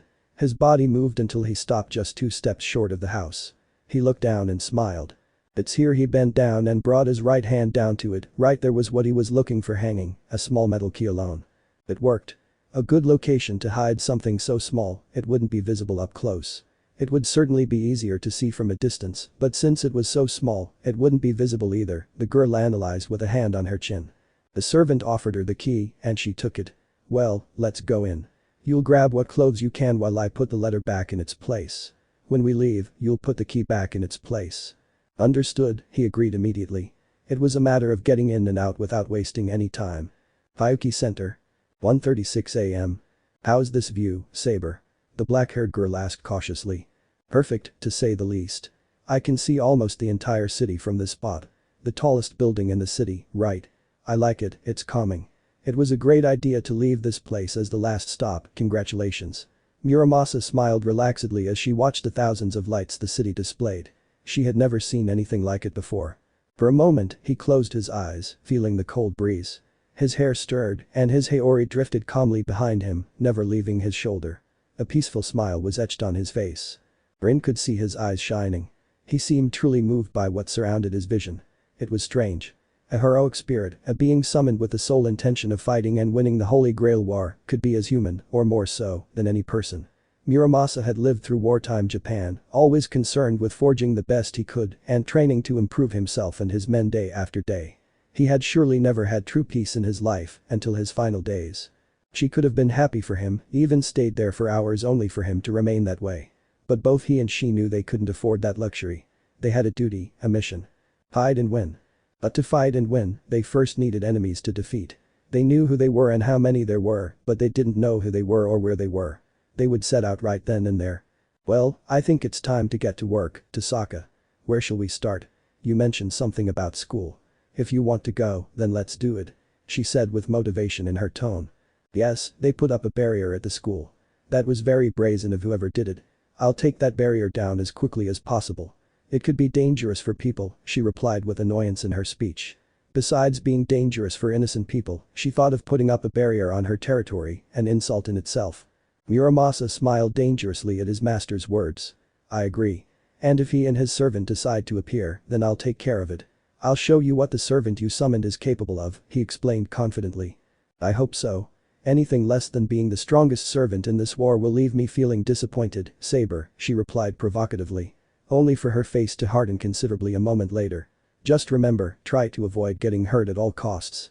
You're not a full servant, but you're not a full human either. You could certainly withstand blows and recover from injuries a human couldn't, but the more you take care of yourself the better. Understood? She asked seriously. The blacksmith's expression hardened as well, indicating that he too meant it. So it shall be, Tasaka. I will protect both you and Miyashiro, of that you have no doubt. He smiled calmly as he said those words. Then that smile transformed into a more aggressive one as he watched his master begin to walk away. Here, hold this, he said. Rin hearing him turned around, only to find Muramasa's Haori flying towards her. She managed to hold it, but was almost completely wrapped up because it was so big. Pure surprise came to her when she felt herself lifted into the air. She quickly understood what was happening. Hey. What are you supposed to be doing? The mage shouted to deaf ears, unable to see because of the Haori on her head. When she managed to remove it, she noticed Muramasa holding her with both arms in front of him, one behind her back and the other under her leg so she wouldn't fall. What do I do? It's obvious, it's faster this way. Tell me where we're going, we'll be there in a moment. At this hour, there's not much chance of anyone seeing me, he argued, standing right at the edge of the building, ready to jump into the void. Just worry about not dropping the Haori, I'll take care of everything else. You do whatever you want, she huffed, hiding her face behind the soft fabric. 3 kilometers southwest. I'm sure you'll recognize the school when you see it. That's our destination, the brunette resigned herself, knowing that arguing at this point was hopeless. Let's go, the pseudo-servant nodded, leaping from the top of the building with the moon in the background. A few seconds passed until his feet touched the cold asphalt. A controlled landing, the mage had thought. Then, without taking any momentum, the blacksmith jumped again, this time in the direction his master had indicated. Sailing through the night sky between buildings and houses, they soon reached Murahara High School, both landing right on its roof. At that moment, Muramasa gently let Rin stand on her own 2 feet, while she, in turn, threw him her Haori, which he caught, placing back behind him, as was now typical. So this is the place. You're right, I could clearly sense a barrier as I entered the perimeter, the pseudo-servant led on, glancing around. His eyes narrowed slightly in the distance. From a not too distant building, he thought he saw the reflection of something, and a blink later, it was gone. I might consider ignoring it. Obviously, I wouldn't do that. It was true that it would be difficult for an ordinary human to have seen them, but things were very different if it was a servant. Tasaka, let's do this quickly, but carefully. I don't think we'll be the only ones out for a walk around the city. The girl nodded confidently. I'll keep that in mind. Let's get this started, Saber. She began walking. Just a few steps away from her was the first magic diagram that made up the barrier. That was the first of about 20 more scattered throughout the high school, key points of the barrier that when eliminated, would slowly weaken it, eventually causing it to fade away due to its unstable nature.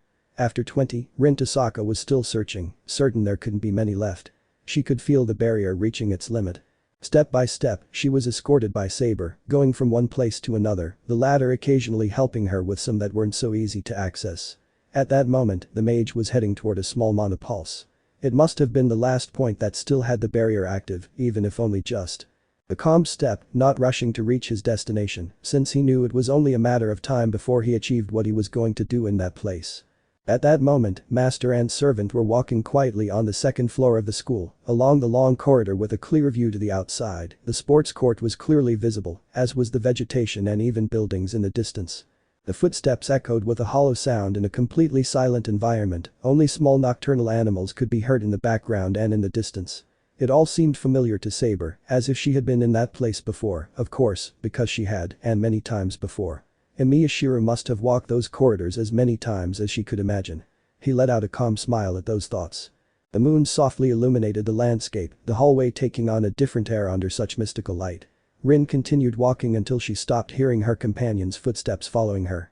She stopped and turned around, and there she saw Saber, staring out the window at the starry sky as if hypnotized by the sight. She had even placed a hand on the glass that separated them from the outside. She smiled a little to herself as she approached him. She imitated him, placing her hand gently on the window and looking in the same direction. It's a nice view, isn't it, Saber? He seemed to snap out of his trance at the question, a slight flush of red appearing on his cheeks due to embarrassment. Sorry, I got distracted from what we were doing.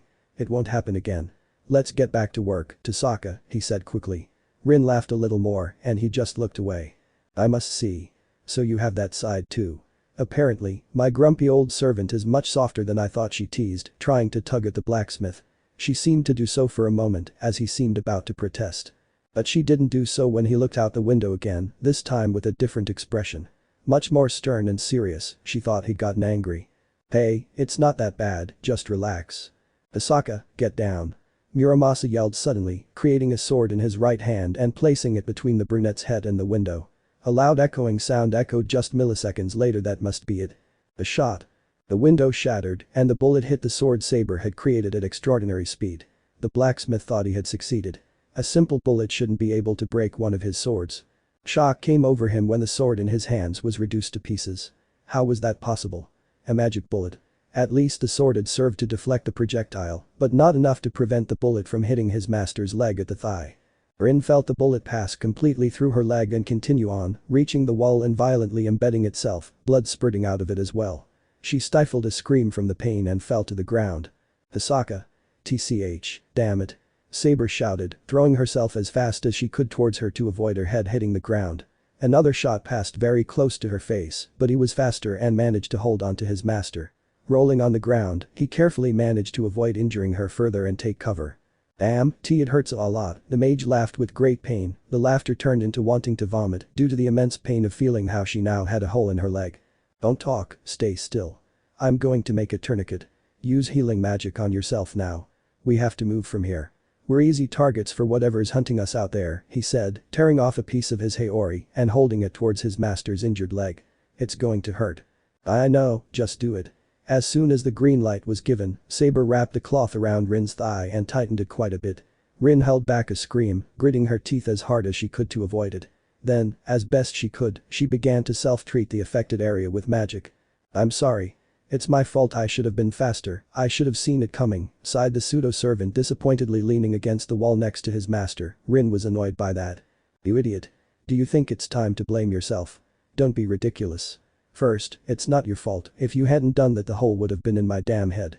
Second, if you're going to take the blame despite the fact that you saved my life, let it be after burying the bastard who did this, understood? The mage shouted, tiredly, but determinedly. Saber simply fell silent and placed a hand on her head, lightly hitting it as if to wake herself up. Exactly as she'd said, this wasn't the time for her senile old man's ramblings. She was a servant and she was going to do exactly what she was summoned to do. You're absolutely right, Tasaka. My mistake. I'm not skilled at tomb construction, but I'll try to make that scum a proper one when I cut her into 7 pieces, Muramasa said aggressively, which drew a painful smile from his master. He picked up a piece of broken glass from the ground and lifted it slightly above the broken window, intending to use it as a mirror and hopefully pinpoint the attacker's location. He watched as a reflection appeared in the glass. It came from a building about 400 meters away. It must have been the scope they were using. Apparently, the shooter realized this and shot the piece of glass in Saber's hand with pinpoint accuracy. Any more in her hand would have been finished too. But that didn't matter anymore. He had pinpointed her exact location. About 400 meters away, 3 buildings faced the school, the third on the right, where the opening in the vegetation was just enough to reveal the entire school grounds. Their objective was clear. A frontal assault. I don't know if he's a servant or a mage, but those bullets aren't normal. Either way, I know where he is. All that's left is to get close and take him out at close range. Tasaka, can you stay here while I take care of it? I know it's reckless to move away from you in your current state, but I have to do it to finish him off, he told his master, who was leaning against the wall, trying to catch her breath. She just nodded. Go ahead, Saber. I don't think I can see it, but I'll tell you anyway. She sighed a little, turned her head toward him, and gave the blacksmith a confident smile. Saber, show me what you're capable of, she encouraged him. Muramasa also smiled upon hearing those words from the magician. Damn it, trying to be interesting, he'd have to take her at her word. His smile turned into a very aggressive and dangerous one. That meant. It's time to forge, he said in a hoarse voice, 2 swords appearing in his hands. The first battle of this Holy Grail war had to begin. Chapter 4. The saber-class servant armed himself with 2 twin mid-range swords in each hand, and with a single slash of both swords, he broke the ground beneath his feet cleanly, falling to the lower floor and just as quickly jumping out the nearest window, breaking it in the process, with the intention of confusing whoever was hunting them with such a sudden and unpredictable move. Apparently he succeeded, but only for a few seconds. The blacksmith, standing only a few meters outside the building, was forced to cover 2 shots that were aimed directly at his face, interposing the 2 swords he had in his hands.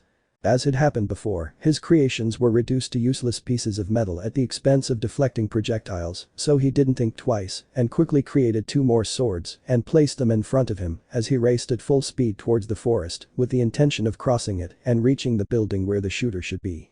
Once in the dense forest, he thought he wouldn't be able to shoot him for obvious reasons, but he had thought wrong. A bullet grazed his right leg as he ran, so he threw himself toward a tree, trying to take cover. What the hell? Can he see me through the vegetation? If so, maybe he's not a mage, but a servant. He's able to sense my presence exactly, he debated in his head, wiping away the blood that ran down the slight wound on his thigh. Muramasa took a breath and with absolute caution, tried to look towards his destination, the building that was now no more than 70 meters away. Seeing it up close, it seemed to be abandoned due to degradation and the lack of artificial light. It was totally dark, perfect for someone to hide. During his analysis, his pupils dilated as soon as he saw a dozen flashes coming from different floors of the building, which alerted him, and he jumped towards another nearby tree. 2 shots were heard, all directed towards where he was just a blink before. The tree he was in along with several behind it were reduced to pieces, as if instead of a rifle he had been shot with a bazooka.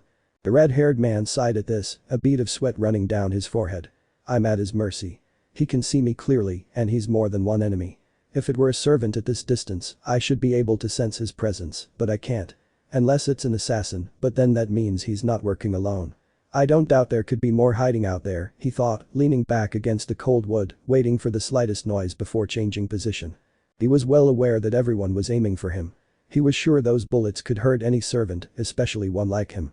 But he had to find a way to get closer. There were at least 50 meters between the building and the woods, where there was nowhere to hide. If I'm outnumbered, I have a way to even the odds, a smile spread across his face. The magic circuits in his body activated, marking themselves a striking blue-green from his face to his abdomen, crisscrossing his entire body. At that point, he decided to leave and not hide again until he reached his destination. He ran as fast as he could, leaving the forest and reaching the critical area he had identified earlier. As he had guessed, there were more than the 2 he had been able to count before. Now with infrared sights, the number easily climbed to more than 24 rifles, and counting, they fired. He had that in mind, so he just had to. You're not the only ones with a lot of weapons, you bastards. Trace, on. Muramasa shouted as he ran, gripping his weapons and the magic circuits on his body glowing brighter. Hundreds of swords began to emerge from red portals around the demonic blacksmith. All the weapons he had once forged with his own hands now accompanied and protected him on the battlefield, the symbol of so many years of hard work. Of all types, of all sizes, the highest quality swords in the history of Japan appeared beside their creator, as if brought from the very same source that had given them life, and they would not fail in their mission. Go. Muramasa ordered and they obeyed this order, immediately shooting out with the intention of intercepting each and every one of the shots that were coming towards him. Weapons were breaking and bullets were falling to the ground inert due to the collision in the air. Many of those bullets passed through the barrier of swords that the servant had created, but in this case he himself took care of them personally. By number of weapons Muramasa had the advantage and took advantage of it to overwhelm with quantity the shooters who could not return fire, therefore, surely they stopped answering fire with fire and retreated, giving him free way to enter the building without any kind of complication. The magic circuits in his body turned off, a sign that the wave of swords had ended. Another thing he expected was that there were some tricks inside it, so his pace calmed down as he entered the building. To his surprise, nothing happened, nor did he hear anything. He certainly expected a warm welcome. In just seconds, everything had become too quiet to be true, even though gunshots had been heard all around. The footsteps of those he believed to be the shooters were nowhere to be heard, as if it were a ghost building, as if those who were attacking him and his master had disappeared. His senses, being a servant, were more acute than normal. If someone was in the building, they should be able to hear him, but that wasn't the case. Cautiously, he created a weapon in his right hand and began walking toward the stairs, climbing up and investigating in the process. Floor by floor, I gradually went through these and the rooms within them, where I knew I'd seen rifles being fired. Sure enough, there were rifles in each of these rooms, but there was no sign that anyone had fired them. It was as if they had gone off on their own. Remote control. It could be. After all, those weapons weren't normal. He could feel magic flowing from them, similar to what his swords were, and that's why they were capable of breaking his creations. He thought he wouldn't get anything more from there, since, as he'd seen, the shooter and the culprit of all this weren't there, but he wouldn't lose anything if he kept checking until the top floor. He continued on his way, still keeping his guard up high, until he reached the top floor and the source of the shot that had wounded his master. He clicked his tongue when he saw the gigantic rifle leaning against a window frame, covered on both sides by worn red curtains that had apparently lost much of their color long ago. Muramasa approached and peered through the gun sight, aiming exactly where he and Tasaka were standing at the moment of the shot. He couldn't help but feel annoyed at him for that, how dare he. An excellent view, isn't it, Saber? It's dangerously captivating, so much so that you might die of the shock. Muramasa opened his eyes wide when a woman's voice was heard behind him, just a step away. He didn't hesitate a word, just proceeded to create a long sword and hold it in both hands, quickly spinning it 180 degrees on its axis. He had to kill her, and he wanted to kill her right then and there. She was the one who had wounded his master, whoever it was, she had to die. But she couldn't take justice into her own hands. The woman jumped back, avoiding the blade of the sword, and out of nowhere, 4 mines appeared in the 4 corners of the room. "Boom," the same girl said, throwing a kiss to the servant. At the same moment the room blew into pieces. Hell broke loose between the 4 walls where Saber and the mysterious woman were.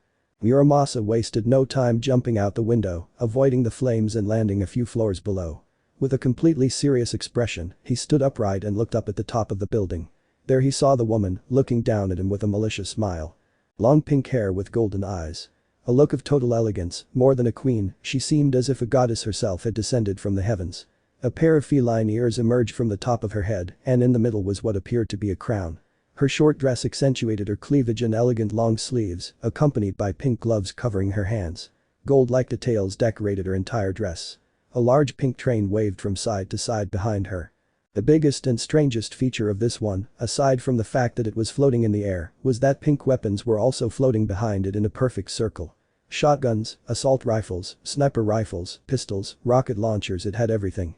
Muramasa's shock ended the moment he remembered who the woman in front of him was. "You damn bitch," Muramasa said, shoving at her. She smiled even wider at this and prepared to respond. "Oh, why that look? It scares me that you look at me like that. Have fun, Saber.